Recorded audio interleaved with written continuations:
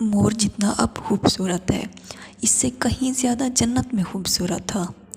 مور کی خوبصورتی پہ سبھی پرندے فدا تھے، لیکن ان سب خوبیوں کے باوجود مور سے ایسی کون سی خطا ہو گئی تھی جس سے اللہ تبارک تعالیٰ نے مور کو جنت سے نکال دیا۔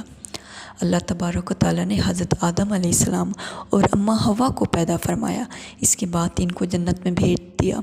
وہ دونوں جنت میں بہت ہی پرسکون رہتے تھے، بہت ہی لذیذ میٹھے پھل میوے کھایا کرتے تھے، لیکن ایک اناج جس کو کھانے سے اللہ پاک نے منع فرمایا اور وہ اناج گندم تھا۔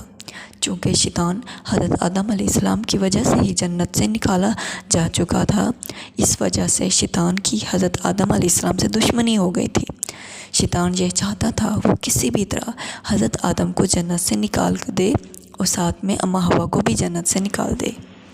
جب شیطان کو یہ خبر ہوئی کہ حضرت آدم کو تمام میوے کھانے کی اجازت ہے لیکن گندم کی اجازت نہیں ہے، تو شیطان انتقام کی آگ دل میں لیے جنت کے دروازے کے پاس بیٹھ گیا اور 300 سال تک وہاں پر بیٹھا رہا کہ کوئی جنت کے دروازے سے باہر آئے اور شیطان اس سے بات کر سکے۔ ایک دن اچانک سے مور جنت سے باہر آ گیا۔ شیطان اس کو دیکھتے ہی بہت خوش ہو گیا۔ شیطان نے پوچھا، اے خوبصورت پرندے تم کون ہو؟ مور بولا، میں مور ہوں، اب تم اپنا تعارف کرو۔ شیطان نے جواب دیا، میں عالم کروبیہ کا ایک فرشتہ ہوں، مجھے اللہ پاک کی عبادت سے ایک پل بھی غافل نہیں ہوں۔ میں چاہتا ہوں میں جنت میں جاؤں، وہاں کی نعمتوں کا اپنی آنکھوں سے مشاہدہ کروں۔ شیطان مور سے کہنے لگا، تم مجھے جنت کے اندر لے جاؤ، میں تمہیں 3 ایسی باتیں بتاؤں گا جس سے تمہیں ابدی زندگی حاصل ہو جائے گی، تمہیں بڑھاپا اور بیماری نہیں آئے گی، تم ہمیشہ جنت میں رہو گے۔ شیطان کی یہ باتیں سن کر لالچ میں آ کر مور نے کہا، مجھ میں تو اتنی طاقت نہیں ہے کہ میں تمہیں جنت کے اندر لے جاؤں، لیکن ایک سانپ میرا دوست ہے، وہ شاید تمہاری مدد کر سکے۔ یہ کہہ کر مور سانپ کے پاس آیا، اس کو ساری بات بتائی۔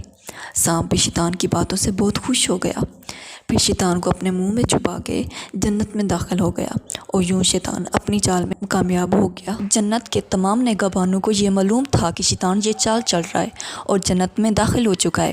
فرشتے شیطان کو جنت سے نکالنے لگے، تبھی اللہ پاک کا حکم ہوا کہ اس کو ابھی تک جنت میں ہی رہنے دیا جائے، اور فرشتے اللہ تبارک و تعالیٰ کے حکم سے رک گئے۔ شاید یہ حضرت آدم علیہ السلام کا امتحان تھا۔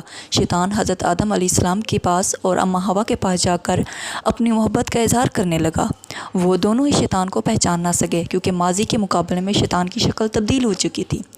شیطان کہنے لگا، میں چاہتا ہوں کہ آپ دونوں ہمیشہ جنت میں اس طرح زندگی گزاریں، ہمیشہ خوش رہیں۔ حضرت آدم علیہ السلام اس کی بات بہت غور سے سننے لگے۔